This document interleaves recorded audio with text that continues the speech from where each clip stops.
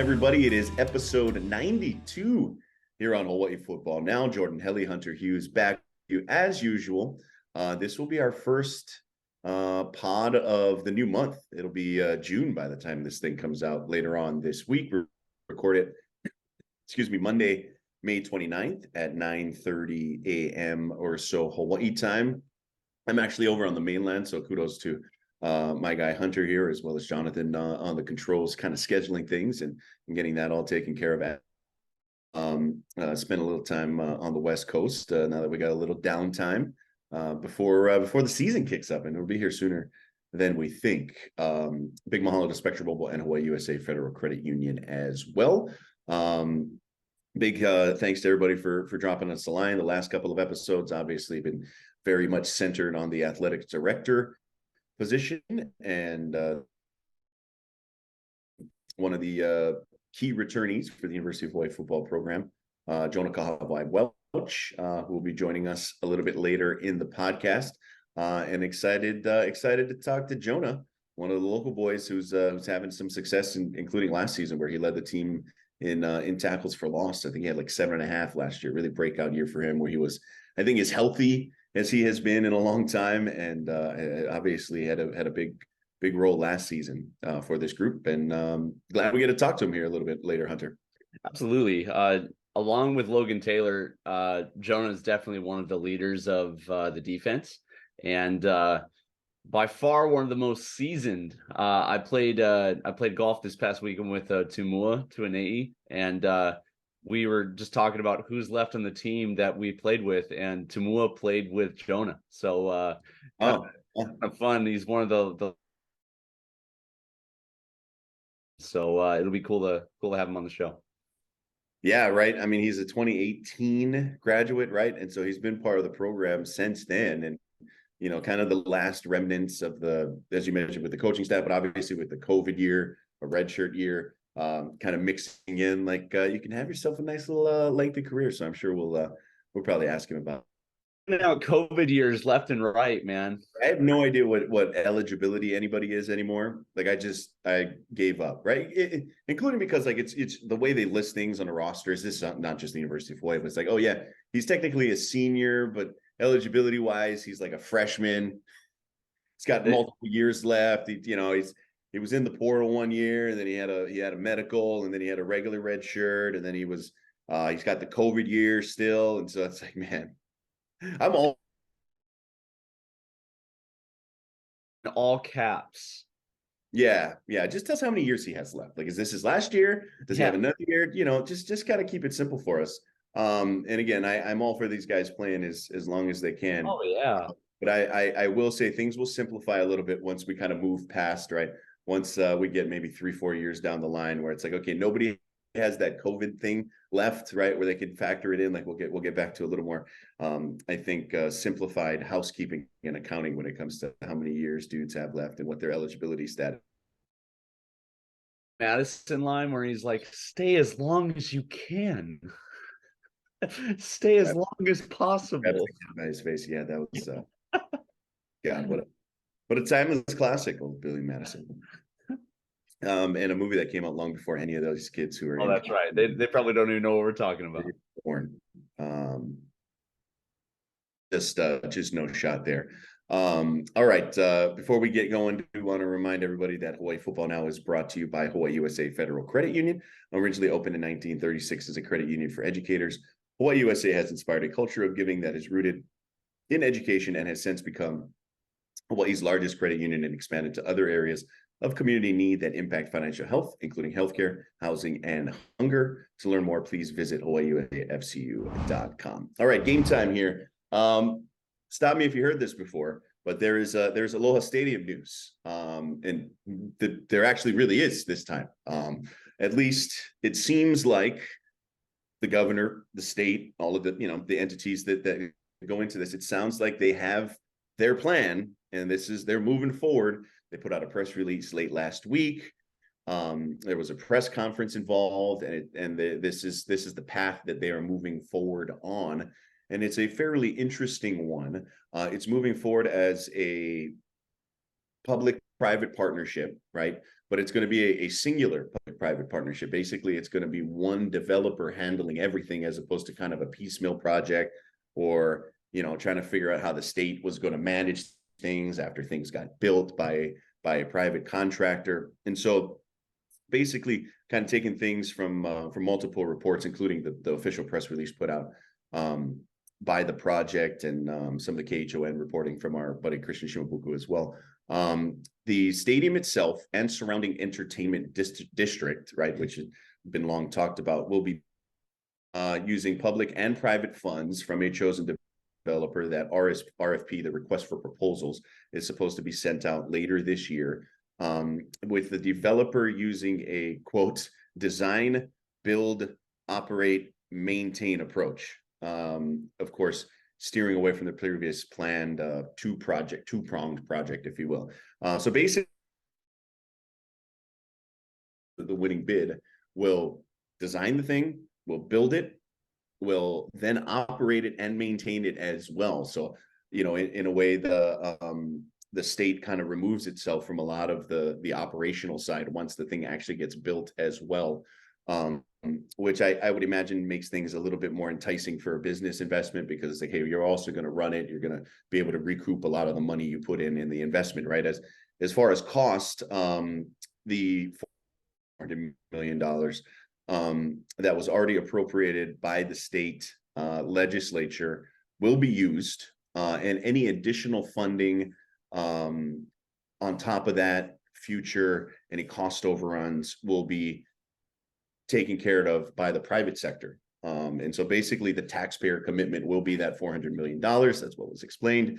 And then anything beyond that will be the developer handling that, right? Whether on their own or whether they'll bring in investors or whatever. Once this thing opens up, they say hopefully 2028 college football season.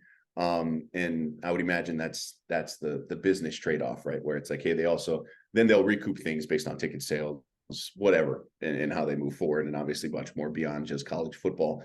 We'll get into some of the specifics on the seating capacity, things like that, but it seems like they've got a plan.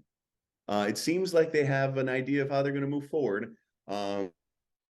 Is encouraging. Again, the target is to have this thing ready for the 2028 college football season, so 5 years from now.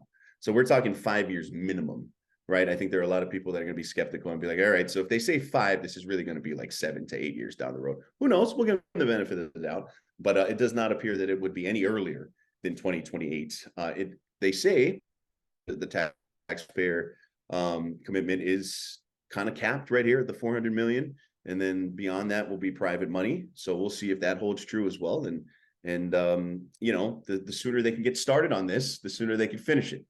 So we'll see how long it takes to get that RFP out. And again, it's supposed to be sometime later in 2023. Your thoughts on how do you feel?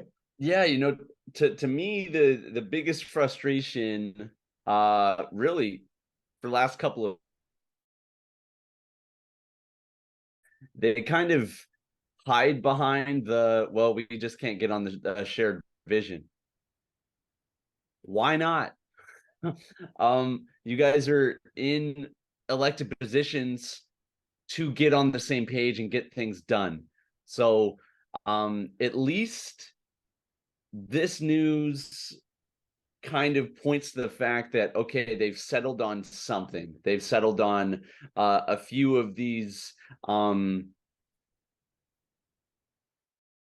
you'd say like milestones of what they're trying to hit, and it wasn't just what, it was the how, and that they have set a course on how they're going to get this done, where the money's coming from. I'm doing my best to understand all of these acronyms, Jordan, like RFP, request for proposal, and all of these. I'm an athlete. I'm not an engineer, but at least this is a little bit encouraging of, hey, we're headed in a direction. Don't worry, guys. We will get a stadium.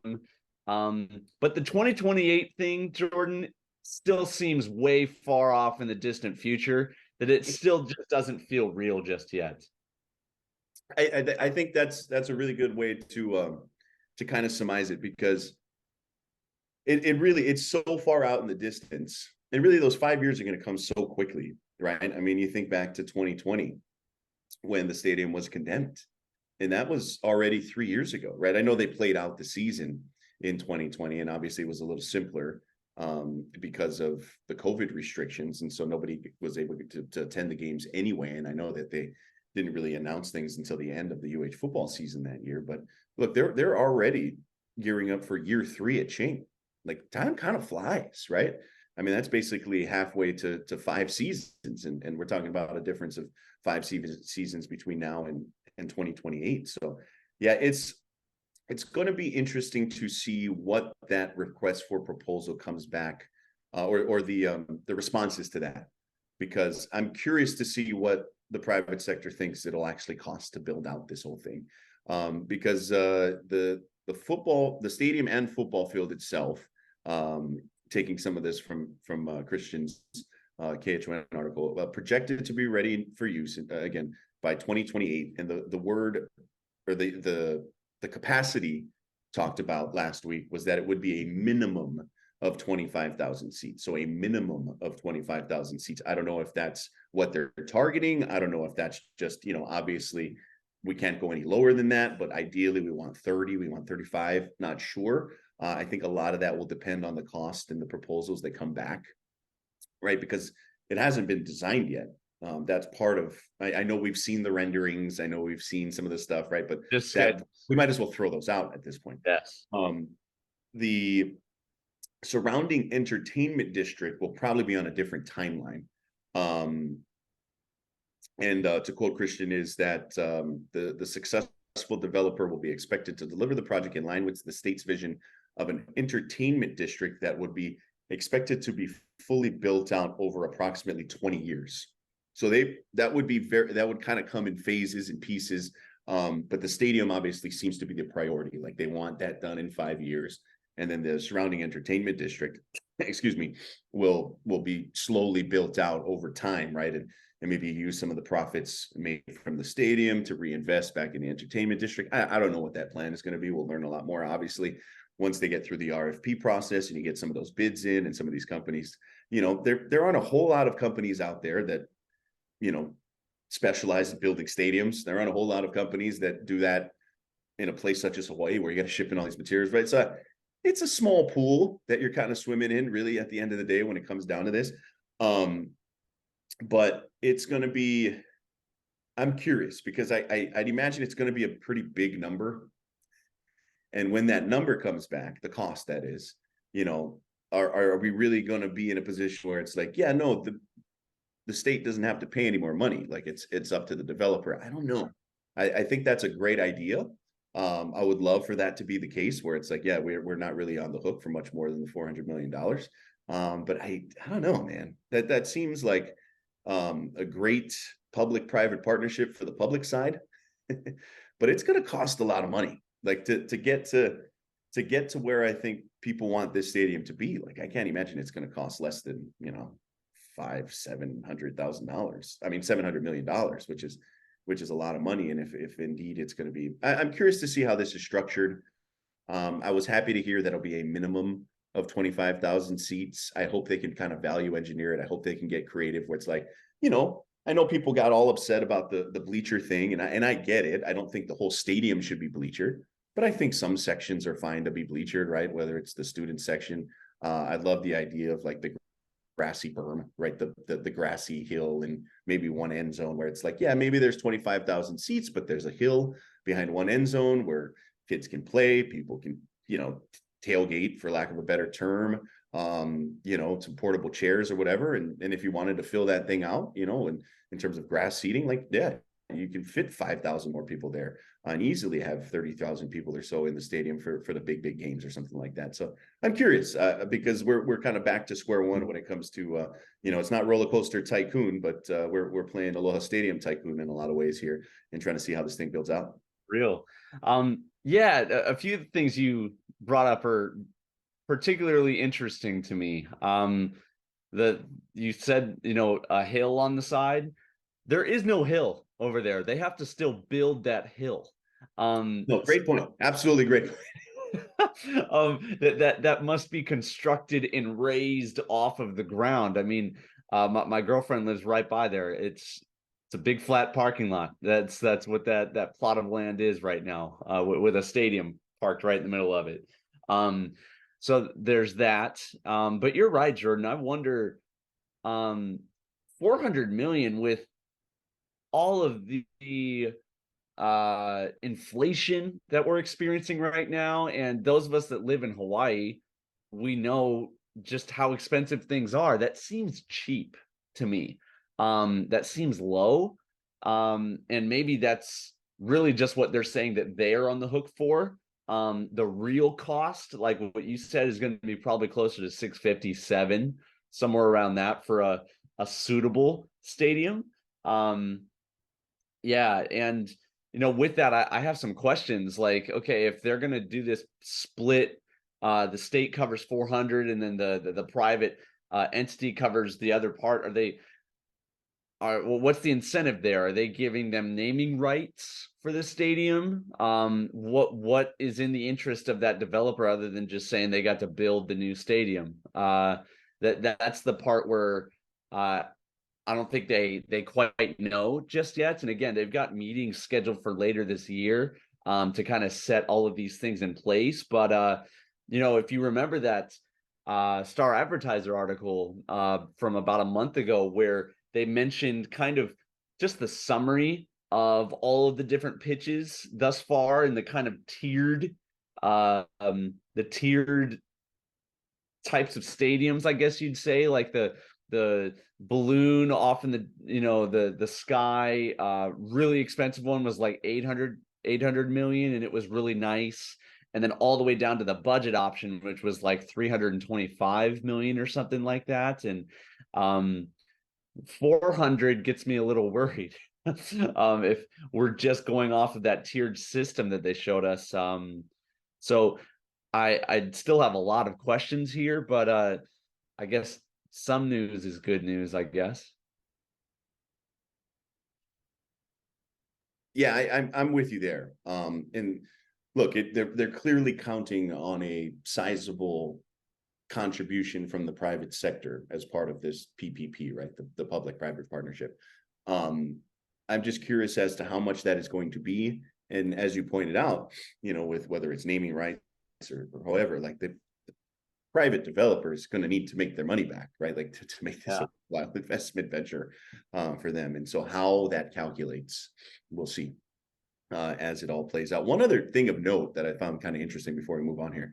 Ryan Andrews, the Aloha Stadium deputy manager, also said that the USL, United Soccer League's basically like a step below MLS. It's like minor leagues, basically, professional soccer in the country. The XFL of soccer. Yeah, they're very successful, and they're in a lot of markets, maybe the non-MLS markets. They've had a lot of success, places like Sacramento, and some of those teams have kind of made their way into MLS, or at least those markets like St. Louis. Also said the USL is looking at having this. That had come up before, that the state was in talks with USL. Glenn Wakai, I think, was one of them that had mentioned this news before. But apparently they're looking at 2 teams occupying Aloha Stadium, new Aloha Stadium, as their home venue. And I just found that kind of eye-opening. I was like, 2 teams? I don't know how that works. Maybe it makes more sense. If you're flying a team out here for games, like, it makes sense to have 2 opponents. I don't know how that. There are different levels. USL does have different levels to it. And so there are multiple leagues, and I don't know if they're looking at having one at the higher level and one at a lower level or something like that. I have no idea. Is USL in the spring, Jordan? They play like spring to fall. Okay. So football off season, right? So it would definitely work. I think with UH football. So they kind of like the MLS schedule going on right now, where they start mid to late spring, and then they go into the fall months. So I mean, that's important to think about, because UH is just a tenant at the new Aloha Stadium. Yes, very much. And we're only occupying it from August through November. And that's if we don't make it into the Hawaii Bowl. So we're looking at another, 8 months that they have to figure out how to make money at this place. So UH is an important tenant, but not the only one that they're thinking about here. No, yeah, it's honestly quite a small fraction of how they're going to make their money off of this place. Like, it's going to be, if the professional sports things work out, I think a lot of people always have a healthy amount of skepticism because of all the failed ventures in the past when it's come to professional sports in the state. But concerts, right? Concerts are going to be huge. They're going to play probably a lot of high school football here. They're going to do a lot of things to keep that stadium probably as busy, if not more busy, than the old Aloha Stadium was for all those years. So we'll have, I think, a few more details as the weeks go on, and we'll see exactly what this public-private partnership will look like. And we'll of course be here on Hawaii Football Now to talk a lot about it when that time comes. So we're excited to get to that as the weeks in the summer goes on. But I'm just glad that they've got some direction here. Jeez Louise. Well, the new stadium will have will certainly have a scoreboard. Right. And the stadium, that thing will be there till the end of time, I think. Let's hope, and let's hope they move the old one to Chink here shortly. If they're putting up that frame, man, they got it going up in the background. All right, we'll take a quick halftime break. We'll get to our guy Jonah Kahahawai-Welch on the other side. You're listening to Hawaii Football Now. It's episode 92. This is Hawaii Football Now from ESPN Honolulu. All right, we're here with our guy Jonah Kahahawai-Welch. Jumping on the pod with us here on episode 92, enjoying the Memorial Day weekend. I would imagine a little break as we go, but first of all, thanks a lot, man. We appreciate it. And just generally, kind of how are things going, man? Where are you kind of at right now as you guys go through the off season, and how are things going? Everything's going really well. Extremely blessed. I know the boys and the team, they're ready to get back going already, because we actually start this tomorrow. We have a team meeting to begin, but just to get back into the groove of things, we've been on a little break for about 3 weeks now. After we did a good hard 7 weeks with Coach Cook, we're getting after it with him, getting bigger, stronger, and faster, and just really emphasizing performance training and trying to become better athletes and players, all in all. So super excited to see where the team's at, and just can't wait to get back going. Yeah, and I think folks kind of super excited to see you do your thing again. I was kind of curious asking you about that. You mentioned the work you guys are putting in, off-season training program, getting with Coach Cook. How's kind of the body feeling? Where are you at kind of right now? Obviously last season, I think, one of the healthier seasons for you while you've been in Hawaii, and obviously while you were healthy, you balled out, right? Leading the team in tackles for loss, and obviously had a very productive season. But kind of, how are you feeling as of now, and as you kind of make that transition through the off season? I guess you guys gear up for summer. I'm definitely understanding my body more as my career goes down the line, and I think that's the most vital part to this game, is who can maintain the longest, and who can withstand a 13-game season, which is what you truly want to be able to play as long as you can for, because you have a preseason games, and then you have your regular season games, and then you want to, of course, be healthy all the way into bowl season and championship season. And like, for me, I think I was super grateful that I had that season last year, going all year with no injuries, and I just pray and keep up the hard work that going into this upcoming season, that it's the same thing and the same result as being healthy and just staying on top of my body. Whereas it comes with rest, being in the training room, doing the extra work. When your body can maintain it and handle it, you might as well get it in, because that's going to be the difference maker when you go up against big body players. Like, we play the SEC in the Pac-12 this year, so I think that's super important to be able to understand. Like, you have to be able to stand up against these bigger players that are in these Power 5 schools, and be able to have your body hold up to that standard. Yeah, bro.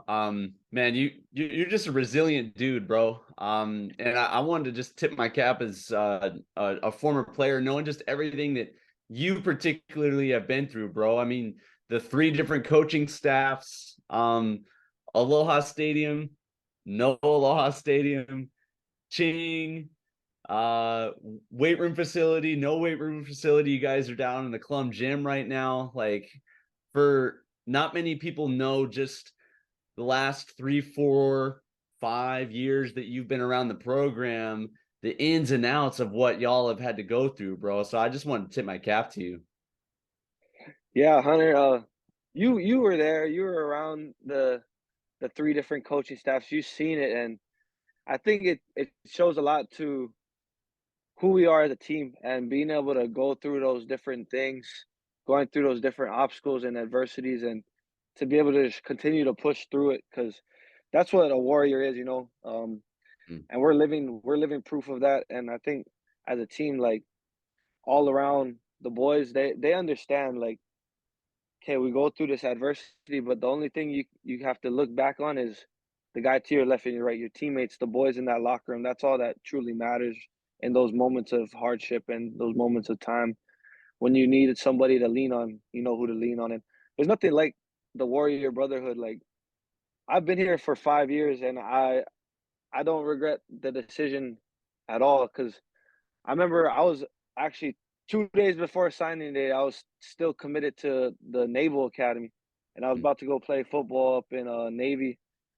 But something told me, stay home, bring this program around, be a part of that foundation to be for the next coming generations, for the Warriors to come. And ever since then, I never looked back, and I've just been super happy that I made that decision. Yeah, it's funny you bring that up. I can remember training with you down at Tactical Fitness, bro. It was Sir, you and Chevin Cordero. You guys were incoming freshmen. You were still in high school. And man. yeah, you guys were just getting after it early, and just the pride, man. I've always sensed the pride from you. And you've really taken on that role as leader of the team, bro. Like, I can just tell by the way everyone just kind of receives you, and it's cool to watch. You know, what one question you mentioned, the 3 weeks off. A lot of times 3 weeks off is a lot of time for some of the Mhm. guys, and So people can get in trouble. There's just a lot of times on your hand now. And so what has been like maybe your approach as one of the leaders on the team to keep everybody focused, just checking in with people? Like, how's that going right now in the off season? uh I was always told, like, the greatest form of leadership is leading by example, and I've been living by that for a while now. And I think when your teammates and your brothers see you just making the right decisions and doing the right things on and off the field, mainly off the field, because the things you do when nobody's watching, that's the stuff that's going to come to light. And I think they see it. The early mornings, being the first one in the locker room, and it's the same first couple guys that are always there early in the mornings in the locker room. And I can name them right now: Solo Vaipulu, Iliki Tanavasa, and Logan Taylor. Those 4 guys, they're always first in the locker room every day. And I think that's how leadership should be shown. And Mm. they'll tell you this: they're probably the last ones to leave the field as well. And I think that right there, showing that type of leadership, it's going to carry a long way for this team to realize, like, everything is earned and not given. Like, Mm. especially at the University of Hawaii, like you have to earn everything you get over here at the university. And to be able to get to that point of my role in leadership, it was for surely earned, coming from watching guys like Jelani Tavai when I was a freshman, lining up against him in scout team, uh, Jeremiah Pritchard, um, Kaimana Padello, Cole McDonald, John Ursula, all these big names, all these dudes that led the way and paved the path for me as a player to get to where I'm at. That was, like, important for me to see, and I hope that I can be the same thing for the guys that I have on my team now. Mm. Yeah, man. I just listen to you. It's just I think the experience, the maturity that you bring to the team, right? Having gone through all that, you talked about the perspective that you have at this point. As you guys kind of lead this new group through, and obviously in year 2 under Coach Chang and his coaching staff, what are kind of the expectations for you guys going into next season? And I mean, it's obviously no secret the way that the wins and losses stacked up last year. You guys are hoping for more and planning, to have a little more success here in 2023. But what maybe the conversations amongst you and the guys and some of the veterans, right? Like what have kind of the expectations you've set for yourself and in talking to the coaching staff going into next season? Win every game, one at a time. Focus on the little things, because you look back at last year's season, we were close in many games when it came to regular season, and it's the little things and little details, the one or two plays that made the difference in either losing the game or winning the game. And you clean those one or two plays up, that game's a whole different story. You look back at it, and definitely in the spring, like Coach Timmy and the coaching staff, they were emphasizing details. Like, we broke down practices to work on individual drills for when we have time to do PRPs. We literally set one practice just to do individuals and teach each other how we're going to run PRPs when we get to that period of time. And this upcoming part of our off season, we're going to be hitting PRPs, and they just wanted to emphasize having the players coach up those individuals. And once you have a player ran team, that's when you're at that level of like success as a team and as a unit. And I think that's what we're trying to get to slowly and surely, and we're gonna get there. And there's no doubt about it, because that room with the leadership council and the dudes in there, it's super. The energy, you can feel it, and it's there. And I think I feel it when I see my teammates starting to push other guys around in their position groups, because you look at the D line in our group, we're at that point where, okay, when a leader tells you something, they listen, and we have to get every position group to that point, and we are going to get there. So, yeah, I'd say just the details for the most part, the details.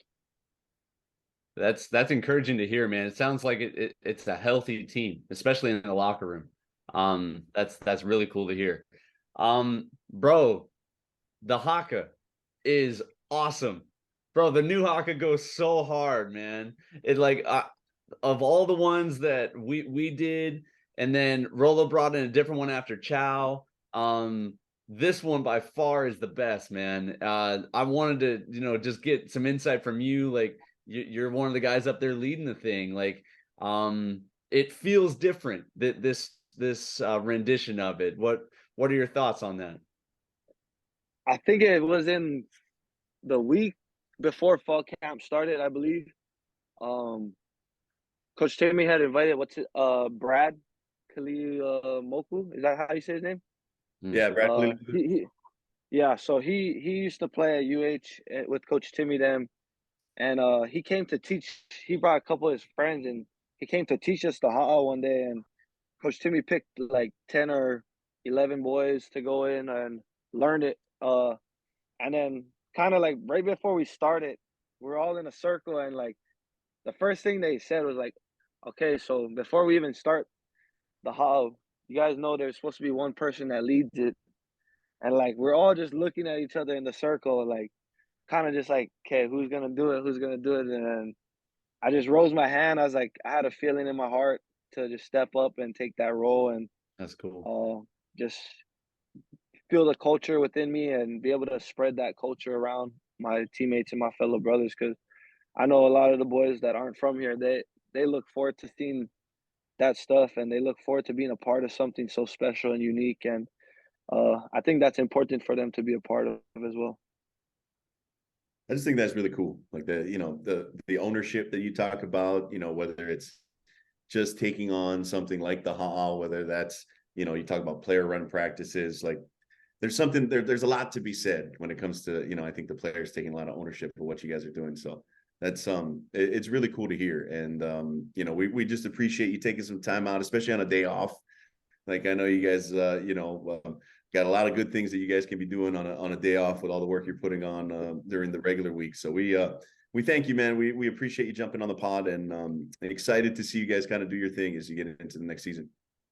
Thank you, Jordan. Thank you, Hunter. Man, Yeah. I'm just super grateful to be able to speak on behalf of the team and speak on what's going on within this culture. And definitely, it's a culture shift that uh, was super good for us to have, and I think it's going in the right direction. Coach Timmy, them are doing everything in the right way and doing whatever it takes to make sure this program is in the right hands. So Awesome. Awesome. Yeah, no, man, we were happy to talk story. We'll catch up with you before the season as well. And really appreciate it, man.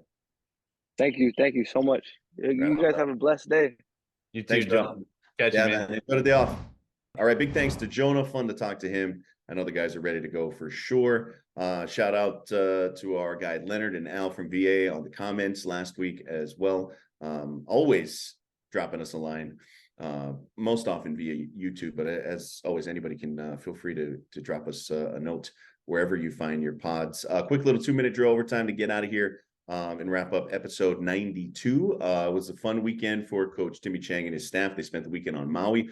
Had an alumni meet and greet on Friday evening this past week, and the coaches put on a clinic for grade school kids, lower than high school, basically, at Central Maui Regional Park on Saturday. I think the coaches might have squeezed in a little golf in the meantime, in between that, but it was a great turnout at the meet and greet on Friday. And I just love that this coaching staff, man, and I get it.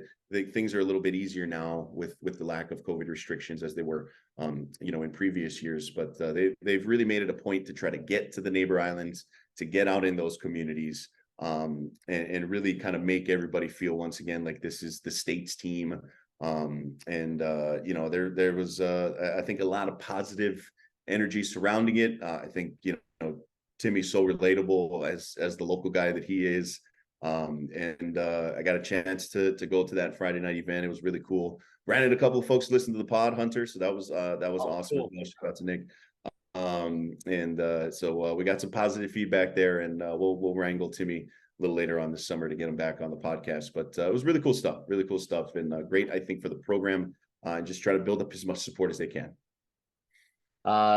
Whoever's house that was is doing okay. It's a nice spot. It's a nice spot. It's a great event venue. It's a nice little property up there in Waikapu. So not far from the airport, makes it convenient, and it's got a not bad view as well. Unreal, man.